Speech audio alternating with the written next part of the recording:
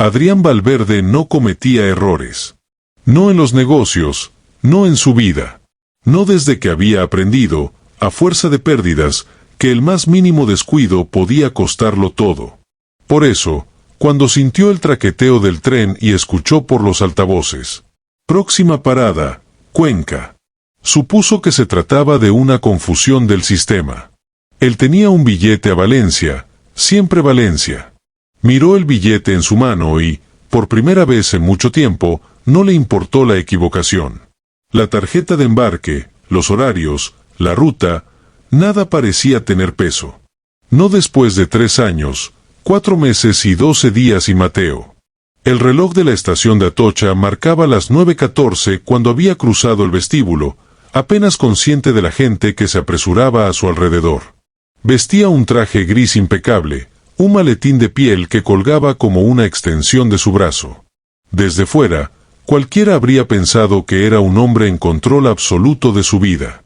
Desde dentro, él sabía que no era más que un mecanismo vacío avanzando por inercia. Aún podía escuchar la risa de Mateo cada vez que corrían juntos por la playa de Javea, el viento en el pelo, la arena pegándose a los tobillos. Podía oler el bizcocho de limón que horneaban los domingos, él midiendo el azúcar con una seriedad exagerada, el niño subido a un banquito para alcanzar la encimera. Todo eso se había apagado una noche de lluvia, en una carretera mal iluminada, con una llamada de hospital que le arrancó el mundo de las manos.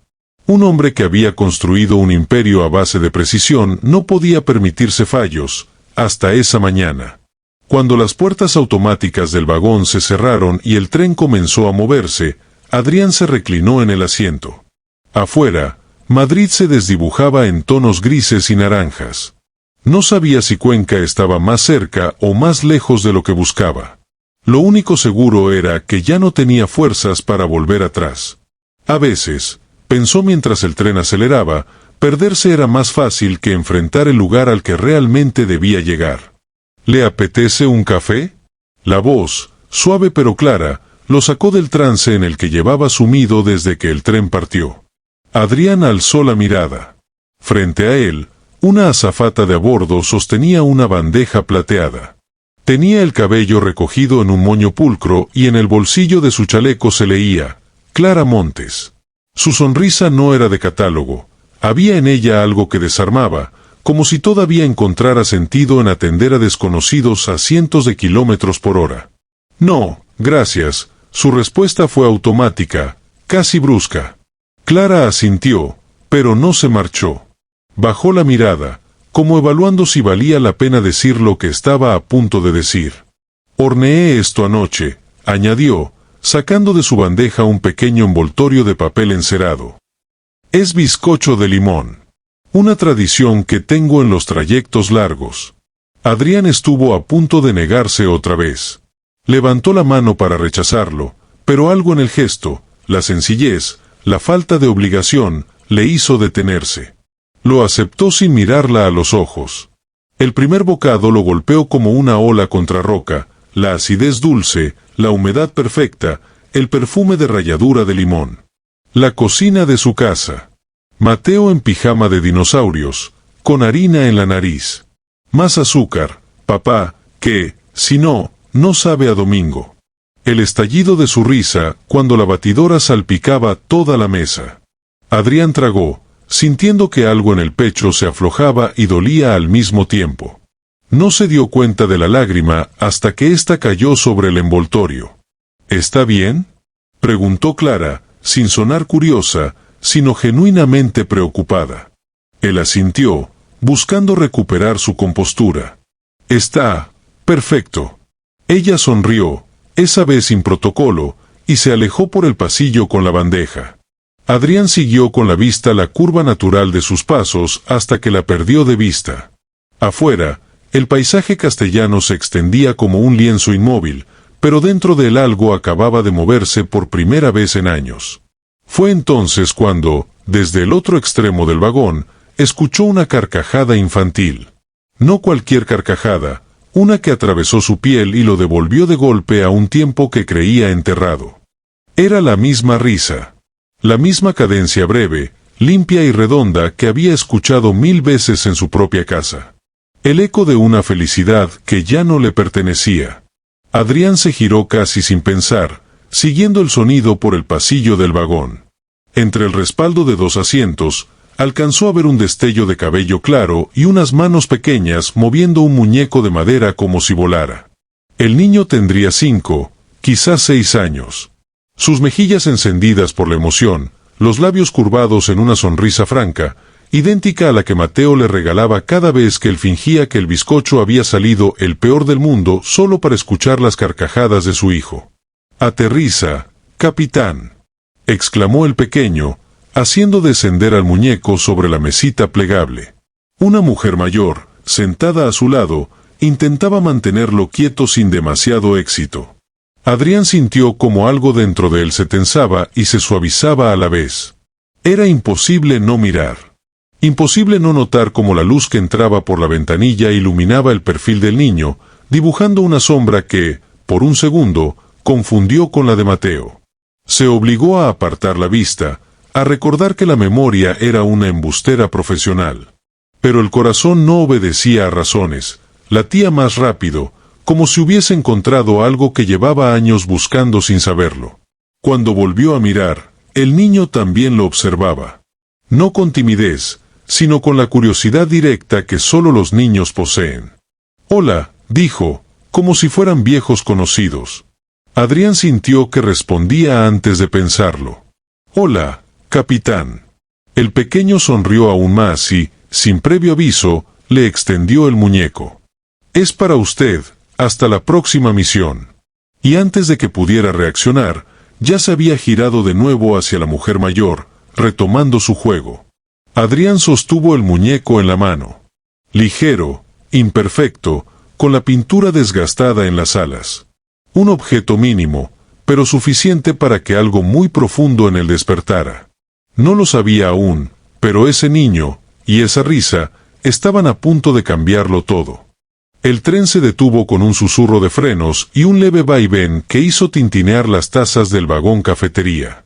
Adrián se mantuvo sentado unos segundos, dejando que la mayoría de pasajeros bajara antes que él. No tenía prisa por llegar a donde fuera que estuviera. Cuando por fin se puso de pie, el muñeco de madera seguía en su mano. No supo si lo guardaba como cortesía o como salvavidas invisible.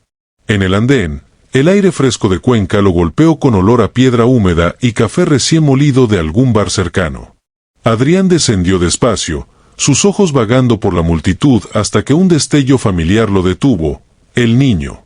Corría por el andén con los brazos abiertos, como si el aire fuera suyo, directo a los brazos de una mujer que se agachaba para recibirlo. La reconoció de inmediato. Clara Montes. La misma que, hacía menos de una hora, le había ofrecido un trozo de bizcocho y una sonrisa que no se parecía a ninguna otra. «Mamá». La voz del niño explotó de alegría. Clara lo abrazó con fuerza, hundiendo la cara en su cabello como quien guarda un secreto ahí dentro. Adrián se quedó quieto, observando la escena desde la distancia, con una sensación extraña. Era un intruso, pero también un testigo de algo que quería conservar. La mujer mayor que había estado con el niño, una figura de porte rígido, cabello perfectamente recogido y expresión calculada, se acercó a Clara con un gesto que parecía amable, pero que no llegaba a los ojos. «Todo bien, Beatriz», dijo Clara, intentando sonreírle. Beatriz. El nombre quedó suspendido en la mente de Adrián, acompañado de una impresión difícil de explicar, la de alguien que no estaba ahí solo para ayudar. Clara se incorporó con el niño todavía agarrado a su cintura y miró en dirección al andén. Por un instante, sus ojos encontraron los de Adrián. No hubo sorpresa, ni incomodidad, solo un reconocimiento tranquilo, como si ambos supieran que ese no sería su último encuentro. El altavoz anunció la salida de otro tren. La gente se movía, las maletas rodaban, pero Adrián se quedó ahí, sosteniendo el muñeco de madera. Y por primera vez en años, pensó que tal vez perder el rumbo no había sido un error, sino una cita a la que había llegado justo a tiempo. No fue lo que dijo, fue como lo dijo. Beatriz apenas había pronunciado unas frases cortas, pero su voz arrastraba un tono de autoridad disfrazado de amabilidad. Adrián lo reconoció al instante, el timbre de quien acostumbra a tener la última palabra. Lucas estuvo algo inquieto durante el viaje, comentó, entregando al niño como si fuera un paquete. Ya sabe, Clara, los niños necesitan disciplina. Clara forzó una sonrisa y le acomodó el abrigo al pequeño, ignorando la mano que Beatriz dejó suspendida un instante demasiado largo sobre su hombro. Gracias por traerlo. Es mi trabajo, respondió ella, con un leve énfasis en mí. Adrián se acercó un paso, sin decidir aún si intervenir o no. La escena tenía la tensión de una cuerda que podía romperse con un gesto mínimo. Lucas, ajeno a todo, jugaba con el cordón de su abrigo y miraba a Adrián con una mezcla de reconocimiento y expectación. «Mamá, es él», dijo de pronto, señalando con el dedo. «El capitán del tren». Clara frunció el ceño, sorprendida, pero no apartó la vista de Adrián. «¿Nos conocemos?» Él levantó el muñeco de madera, como prueba y respuesta. «Me lo prestó su hijo». Clara sonrió, breve y sincera, mientras Lucas soltaba su mano para recuperar el juguete. Entonces se lo devolvió a la persona correcta. Beatriz se interpuso con un paso calculado. «Clara, tenemos que irnos. Lucas tiene que descansar». Su mirada se deslizó hacia Adrián, evaluadora, como quien mide a un adversario. Él sostuvo la mirada sin parpadear. No había amenaza explícita, pero algo en esa mujer encendió una alerta silenciosa en su interior. Había aprendido a confiar en esas corazonadas. Los peores enemigos rara vez se anunciaban. Clara asintió y comenzó a caminar con Lucas de la mano, seguida de Beatriz. Adrián los observó alejarse por el andén, preguntándose por qué le importaba tanto no perderlos de vista. Mientras desaparecían entre la gente, tuvo la certeza de que volvería a encontrarlos. No porque quisiera, sino porque algo en el aire le decía que debía hacerlo. Al día siguiente, Adrián aún tenía el muñeco de madera sobre la mesa de su despacho.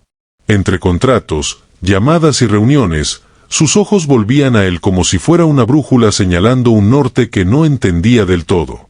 Podría haber dejado que aquel encuentro se desvaneciera como tantas otras historias fugaces, pero no lo hizo. Había algo en Clara, en Lucas, que no quería soltar. Ese mediodía, mientras revisaba correos, abrió una página en blanco y escribió una carta breve. «Señora Montes, este cupón cubre un curso de repostería profesional en la Escuela Gastronómica de Valencia. Pensé que quizá le gustaría perfeccionar lo que ya hace tan bien. Considérelo una invitación, no una obligación». La firmó con un nombre que todo el mundo reconocía en el mundo empresarial, pero que esperaba que para ella no significara nada más que una cortesía: Adrián Valverde. Encargó que el sobre fuera entregado por un mensajero esa misma tarde, junto con una pequeña caja de limones frescos y una nota, el ingrediente que guarda la memoria. Sin embargo, una inquietud le pinchaba el pecho. La imagen de Beatriz en el andén, ese control disfrazado de preocupación, volvía como un eco. Decidió no dejarlo en la intuición. Marcó un número de su agenda privada. «Germán, necesito que averigües todo lo posible sobre una mujer llamada Beatriz. Trabaja como niñera. No es un favor, es urgente». Su amigo, exinspector y ahora investigador privado, no hizo preguntas innecesarias. «En unas horas tendrás algo». Adrián colgó y se recostó en el asiento, con la vista fija en el muñeco de madera. En el fondo, sabía que este impulso no era solo por Clara, sino porque había jurado, la noche en que perdió a Mateo, que nunca más permitiría que un niño estuviera en peligro si él podía evitarlo. A veces, pensó, el destino ponía pruebas para ver si habías aprendido la lección. Y esta vez, no pensaba fallar. La llamada llegó entrada la noche, cuando Adrián estaba a punto de cerrar el ordenador. «Soy Clara», dijo la voz al otro lado, tensa, como si dudara de haber hecho bien en marcar su número. «Perdón por llamarle tan tarde, pero no sé a quién más acudir». Adrián se enderezó en la silla. «¿Qué ocurre?» «Es Lucas». La respiración de Clara sonaba entrecortada. «Desde hace unos días está cansado, sin apetito. Esta tarde le ha subido la fiebre de golpe. El corazón de Adrián dio un vuelco. Aquellas palabras eran como un guión repetido, las mismas frases que había escuchado cuando Mateo empezó a enfermar. ¿Lo ha visto un médico? Llamé a la consulta del centro de salud, pero Beatriz insistió en darle un jarabe de siempre para la fiebre. Dice que no hace falta llevarlo todavía. ¡Qué exagero! Adrián apretó la mandíbula. Clara, escúcheme. No ignore esos síntomas. Llévelo mañana mismo a un pediatra y exija análisis. Y hasta entonces, no le dé nada que no haya sido recetado por un médico. Hubo un silencio breve, como si Clara procesara la urgencia en su voz. ¿Por qué me habla así, como si supiera algo más? Adrián tragó saliva. No podía contarle todo aún. Porque ya he visto lo que pasa cuando uno espera. Y no quiero que usted lo vea. En la penumbra de su despacho, el muñeco de madera sobre el escritorio parecía observarlo.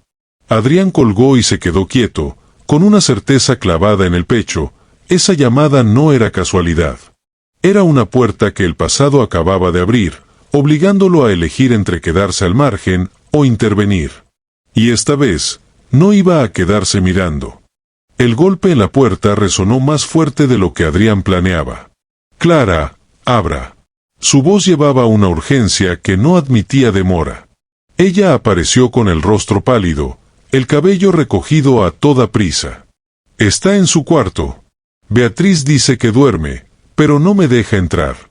Adrián no esperó explicación. Caminó directo por el pasillo estrecho del piso, sintiendo que cada segundo se alargaba como una eternidad. Empujó la puerta y la escena lo atravesó como un cuchillo. Lucas, recostado sobre las sábanas, respiraba con dificultad. El rostro ardía de fiebre, y un frasco de jarabe abierto reposaba sobre la mesilla. ¿Qué le ha dado?, preguntó Adrián sin quitar la vista del niño. El remedio de siempre, respondió Beatriz desde el marco de la puerta, con una calma tan fuera de lugar que resultaba inquietante. Lo llevo cuidando años, sé lo que necesita. No, intervino Clara, temblando. No le pregunté qué creía que necesitaba, le pregunté qué le dio. Beatriz alzó el mentón. No voy a discutir mis métodos con ustedes. Adrián se acercó a Lucas, tocó su frente y sintió el calor abrasador. El pulso era rápido, errático. Su memoria trajo de golpe la imagen de Mateo en la cama, la fiebre, la demora fatal. Llama a emergencias, ordenó a Clara, sin apartar la mano del niño. Ya. No es necesario exagerar, empezó Beatriz. Ni una palabra más, la cortó Adrián, clavándole una mirada que no admitía réplica. Clara salió corriendo al salón con el teléfono en la mano. Afuera, la noche de Valencia estaba tranquila, pero dentro del pequeño piso el aire se sentía pesado, cargado de ese silencio previo a una tormenta. Cuando Clara volvió, las sirenas ya se escuchaban a lo lejos. Adrián cargó a Lucas en brazos con un cuidado desesperado. Todo va a estar bien, capitán, susurró, aunque no estaba seguro de quién necesitaba más creerlo, si el niño o él mismo. Beatriz dio un paso hacia ellos, pero Adrián giró el cuerpo, interponiéndose. Se acabó, dijo, con voz baja pero firme. No volverá a tocarlo. Las sirenas se acercaban. Y por primera vez en años, Adrián sintió que estaba exactamente donde debía estar, en medio de una batalla que no pensaba perder. El reloj de la sala de espera parecía avanzar a un ritmo distinto, como si el tiempo se estirara solo para ponerlos a prueba. Clara no soltaba la mano de Adrián, aunque ninguno de los dos parecía consciente de ello. Cuando por fin la puerta del consultorio se abrió, un médico de bata blanca y gesto sereno los miró. «Pasen, por favor». Adrián entró primero, y al ver a Lucas dormido en una camilla dentro del box, sintió un alivio breve, antes de que el médico hablara.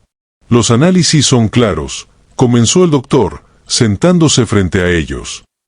Lucas presenta una enfermedad autoinmune poco frecuente. El sistema inmunitario está atacando sus propias células sanguíneas. Clara parpadeó varias veces, como si intentara que las palabras se acomodaran en su mente. ¿Eso se cura? No existe una cura definitiva, respondió el médico, eligiendo las palabras, pero sí tratamientos para controlarla.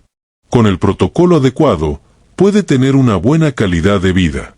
Adrián se inclinó hacia adelante. ¿Qué necesitamos? El doctor consultó la carpeta. Inmunosupresores, transfusiones periódicas, controles constantes.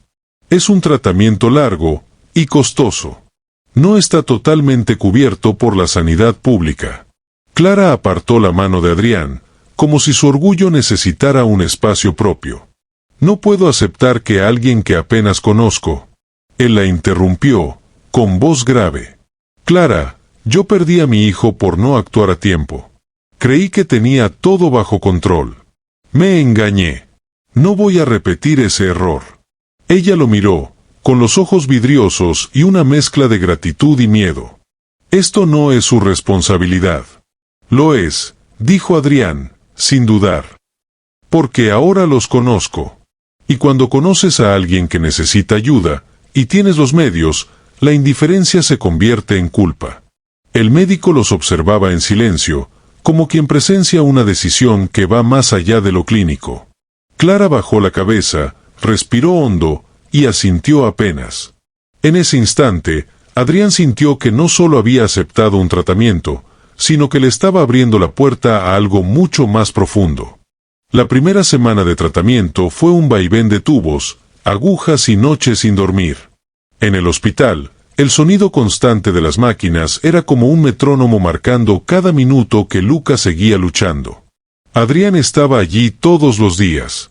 No importaba si tenía reuniones en Madrid o Barcelona, siempre encontraba la forma de terminar la jornada en esa habitación, leyendo cuentos, jugando partidas improvisadas con el muñeco de madera o simplemente quedándose en silencio mientras Lucas dormía.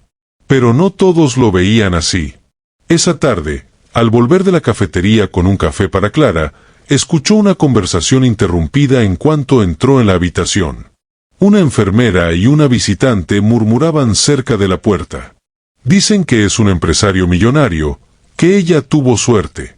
Suerte o estrategia. Clara había oído cada palabra. Lo supo por cómo evitó mirarlo mientras recibía el café. No deberías gastar tanto tiempo aquí, dijo de pronto, sin levantar la vista. Ni tanto dinero. Adrián dejó el vaso sobre la mesa. Creí que habíamos hablado de esto. Hablamos, respondió ella. Pero no hablamos de lo que dicen fuera. Que soy una interesada. Que uso a mi hijo para... Se interrumpió, tragando saliva. No sé si puedo soportarlo. Adrián se acercó un paso. ¿A ti qué te importa lo que piense gente que ni siquiera sabe tu nombre completo? Me importa cuando lo dicen delante de Lucas, replicó ella, con la voz quebrada.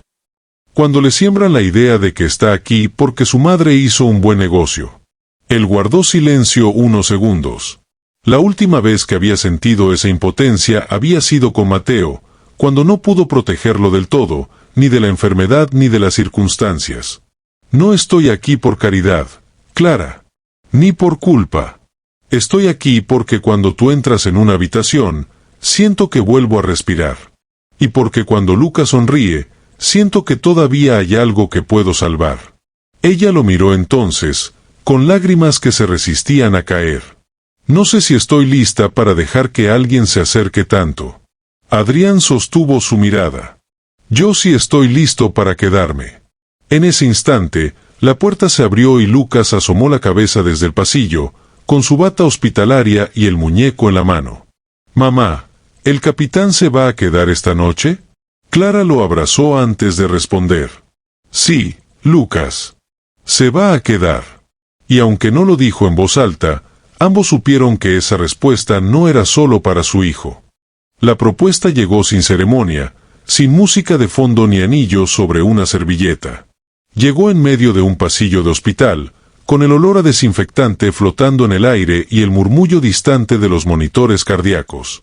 Clara salía de la habitación de Lucas cuando lo encontró esperándola, apoyado contra la pared, con las manos en los bolsillos. «Cásate conmigo», dijo Adrián, sin rodeos. Ella se detuvo en seco. «¿Qué? Lo que oíste. Cásate conmigo.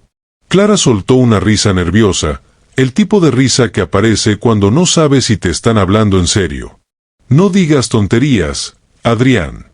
Estamos en medio de esto. Precisamente por eso. Se enderezó y dio un paso hacia ella. Porque todos los días pienso en cómo sería despertar y saber que lo primero que voy a ver eres tú, y Lucas. Ella negó con la cabeza, como intentando despejar el vértigo que le subía al pecho. No puedes tomar una decisión así por gratitud o por compasión. No es compasión, la interrumpió, con un tono que no admitía dudas. Es porque cuando Lucas me mira como si confiara en mí, siento que puedo ser mejor de lo que he sido nunca. Y porque cuando tú sonríes, Clara, todo lo que perdí deja de doler por un momento. Ella bajó la mirada, apretando los labios. Tengo miedo, Adrián. No quiero que un día te despiertes y sientas que esto fue un impulso, o un error. Si hay algo que he aprendido, respondió él, es que a veces los impulsos salvan más que los planes perfectos. Mira dónde nos llevó un error, como subirme al tren equivocado. El silencio que siguió se llenó con el pitido lejano de una máquina y el eco de pasos. Clara lo observó, intentando descifrar si ese hombre de traje impecable y pasado roto podía ser de verdad el lugar seguro que le ofrecía. Entonces, una voz interrumpió la tensión.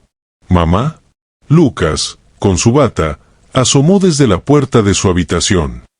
El capitán ya me contó un cuento, pero quiero otro, contigo y él. Clara respiró hondo, y aunque no dio respuesta esa noche, Adrián supo que su no estaba escrito en ninguna parte. Lo que sí estaba escrito era que, a partir de ese momento, él ya no pensaba marcharse. Él sobrellegó una mañana gris, doblado por la mitad como si el mensajero hubiera querido librarse de él cuanto antes. Clara lo abrió sin sospechar, y al leer las primeras líneas, sintió que el suelo se le encogía bajo los pies. Demanda por difamación y daños morales. Firmada por Beatriz Herrero. La cifra reclamada era absurda, calculada con precisión para destrozarla económicamente. Pero lo peor no estaba en el monto, sino las acusaciones. La pintaba como una madre irresponsable que había permitido la intervención de un desconocido con intenciones dudosas en la vida de su hijo. Esto no puede estar pasando, susurró, sosteniendo el papel como si quemara. Adrián lo leyó de un vistazo, y su mandíbula se tensó. Esto es un golpe bajo, y perfectamente planeado. Quiere que gastemos energías en defendernos en lugar de proteger a Lucas. ¿Y si lo consigue? Preguntó Clara, con la voz más frágil de lo que hubiera querido. No tengo cómo enfrentarla en un tribunal. Yo sí, respondió él, sin apartar la vista del documento. Y no pienso dejar que te arrastre a su juego. Clara lo miró, con un miedo que no tenía que ver solo con Beatriz. Adrián, cada vez que das un paso para ayudarnos, más gente dice que soy una interesada. Que me aprovecho de ti. Que hablen, replicó él. No podemos vivir según el veneno que otros escupen. Ella quiso creerle, pero el peso de los murmullos ya le había dejado marcas invisibles. En ese momento, una enfermera se asomó a la habitación. Perdone, ¿usted es Adrián Valverde? Él asintió. Hay alguien en el pasillo que quiere hablar con ustedes. Dice que es importante. Al salir, se encontraron con Lupita, una enfermera veterana de pediatría. Tenía los ojos firmes y una memoria USB en la mano.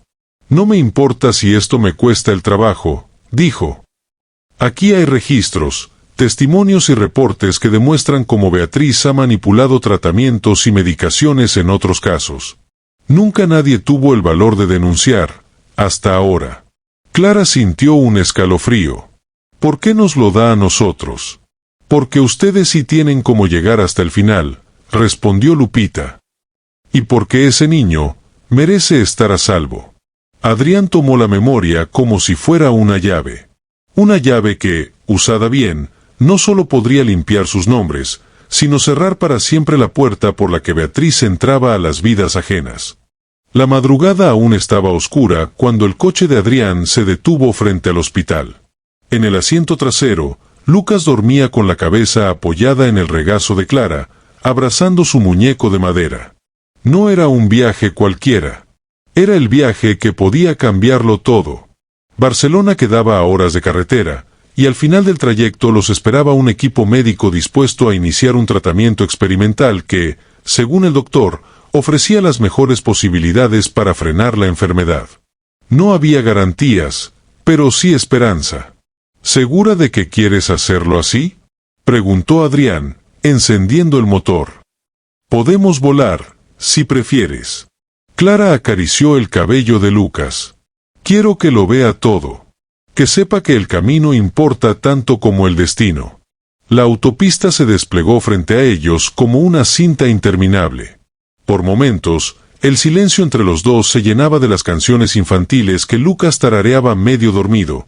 En otros, bastaba una mirada para decir lo que no se animaban a poner en palabras. A mitad de camino, pararon en una gasolinera. Adrián compró 3 chocolates calientes y unos bollos recién hechos. Se sentaron en un banco de madera, viendo cómo el amanecer pintaba de naranja los campos. «Mira, mamá, parece un mar de trigo», dijo Lucas, señalando el horizonte. Clara sonrió. «¿Y qué ves tú, capitán?» «Un lugar donde podemos aterrizar, los 3». Adrián sintió que algo se le aflojaba en el pecho. Aquella frase, dicha con total inocencia, tenía más verdad que cualquier juramento formal. Cuando llegaron a Barcelona, el edificio del hospital brillaba bajo la luz de mediodía. El equipo médico los recibió de inmediato. Lucas, curioso como siempre, preguntaba por cada máquina, por cada bata blanca. Clara lo observaba con ternura, pero también con un temor que intentaba ocultar. Antes de entrar al área de tratamiento, Lucas giró hacia Adrián. «¿Te vas a quedar aquí?» «Todo el tiempo», respondió él. «Y cuando salgas, iremos juntos a ver el mar». Lucas asintió, satisfecho, y dejó que lo llevaran. En ese instante, Clara miró a Adrián. No era un simple gracias lo que quería decirle. Era algo más profundo, algo que empezaba a tomar forma, la certeza de que, aunque la vida los había juntado por un error, ese error se estaba convirtiendo en su mayor acierto. El aroma a limón y azúcar glass lo llenaba todo. Clara retiró la bandeja del horno y el vapor dulce se mezcló con la luz tibia de la tarde que entraba por el ventanal. En la encimera, Lucas, ya más alto, con las mejillas llenas de vida, batía una mezcla con la concentración solemne que antes solo había visto en Adrián revisando un contrato. «Recuerda, capitán», dijo Clara, «el secreto está en los detalles». «Ya lo sé», replicó él, con una media sonrisa. «Lo dice siempre papá». La palabra papá flotó en la cocina como un regalo. Adrián, que acababa de entrar, se detuvo un segundo en el marco de la puerta, observándolos. 2 años atrás, en esa misma hora del día, habría estado atrapado en una sala de juntas. Ahora, lo único que quería era llegar a tiempo para oler el bizcocho antes de que saliera del horno. «¿Listos para la inauguración?», preguntó, acercándose para besar a Clara en la sien. El restaurante estaba en la planta baja de la casa que habían restaurado juntos, recuerdos dulces. No era grande, pero cada rincón contaba una historia. En la carta, entre tartas y panes artesanales, había un lugar especial para el bizcocho de limón de Clara, acompañado de una breve nota, el sabor que unió 3 destinos en un mismo viaje. Lucas dejó la cuchara y corrió a abrazarlo. «¿Me vas a contar otra vez cómo se conocieron?» «Otra vez», Adrián fingió un suspiro. «Pues, todo empezó el día que tomé el tren equivocado». «El más correcto de tu vida», corrigió Lucas, con la seguridad de quien ha escuchado la historia 100 veces. Adrián rió y, por un momento, se permitió quedarse en silencio, grabando la memoria esa imagen. Clara sonriendo, Lucas con harina en la nariz, y el aroma del bizcocho llenando la casa. Habían llegado lejos. Más de lo que cualquiera hubiera apostado. Y lo habían hecho juntos. La terraza del restaurante estaba encendida de luces cálidas, como un cielo propio suspendido sobre las mesas.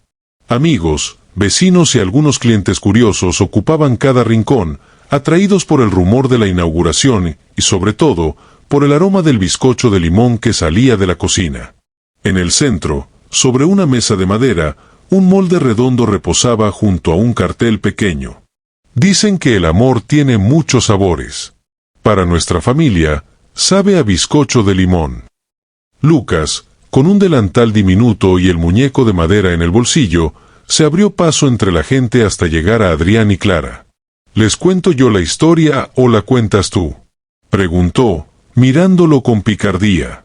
Adrián le hizo un gesto de complicidad. Esta vez, tú. El niño se subió a una silla, con la seguridad de quien sabe que todos lo escucharán. Todo empezó porque papá se equivocó de tren, dijo, provocando algunas risas. Y en ese tren, mamá le dio un trozo de bizcocho, y ahí se acordó de algo muy importante.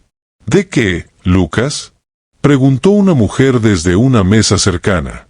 ¿De qué a veces?, respondió él, con la solemnidad que solo un niño puede improvisar, uno se pierde para encontrar a las personas que más necesita. Un aplauso suave recorrió el lugar. Clara le acarició el cabello y Adrián sintió un nudo en la garganta, el mismo que había aprendido a no temer, porque significaba que estaba vivo. Al caer la noche, cuando los últimos invitados se fueron, quedaron los tres en la terraza. Sobre sus cabezas, el cielo de Valencia se abría en miles de puntos brillantes. Lucas señaló hacia arriba. «Mira, papá. Nuestra constelación». Adrián alzó la vista y la vio. 4 estrellas formando un pequeño rombo, como un bizcocho dibujado en el firmamento. «Una eres tú», dijo Lucas, «otra es mamá, otra soy yo, y la última es para Mateo, para que nunca esté solo». Clara le apretó la mano a Adrián. No dijo nada. No hacía falta. Él se inclinó y besó la frente de su hijo. «Prometo que siempre vamos a brillar juntos». En algún lugar, muy por encima de los trenes y las ciudades, 4 estrellas parecían guiñarles, como si el universo mismo confirmara que aquel error, el de un billete mal leído, había sido el acierto más grande de sus vidas. Gracias por escuchar esta historia hasta el final. Si te conmovió, te hizo reflexionar o simplemente no pudiste dejar de escuchar, suscríbete al canal, dale like al video y comenta aquí abajo. ¿Qué parte de la historia te impactó más? ¿Qué momento fue tu favorito? ¿Y desde qué ciudad y país me estás escuchando? Me encantaría leerte, saber qué sentiste y conectar contigo desde cualquier rincón del mundo. Nos vemos en la próxima historia.